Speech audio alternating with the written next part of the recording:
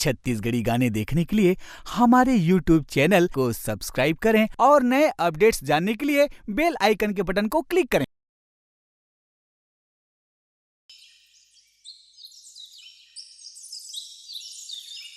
चाचा चाचा बधाई हो आपको, आप बाप बन गए। क्या मैं बाप बन गया? जी चाचा, और आपके यहाँ ना बस मुझे मालूम है मैं लड़के का बाप बन गया। नहीं चाचा, आपके यहाँ बेटी हुई है। क्या लड़की हुई? जी चाचा।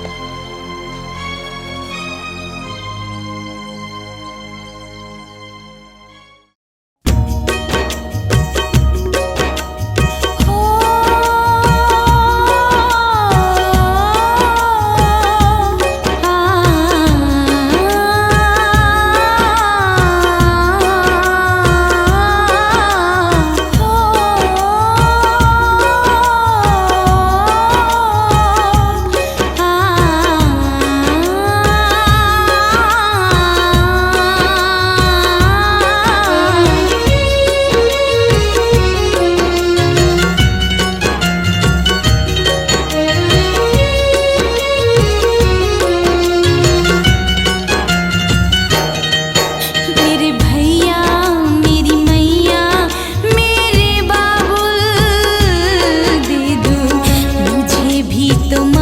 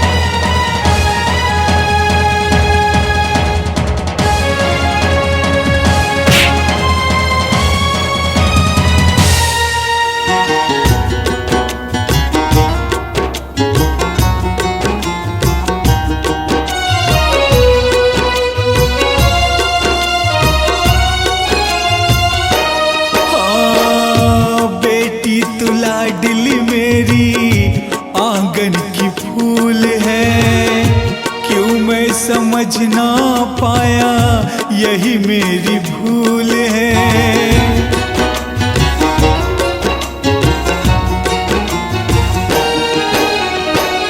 बेटी बेटा एक समान है, नहीं कोई भेद है। बेटी है बेटा से बढ़ के यही संदेश है। मेरी गुड़िया मेरी लक्ष्मी, मेरी लाडो तुझ पे खुशियाँ लुटाए हम हजार। मेरी बेटी तुझ पे खुशियाँ लुटाए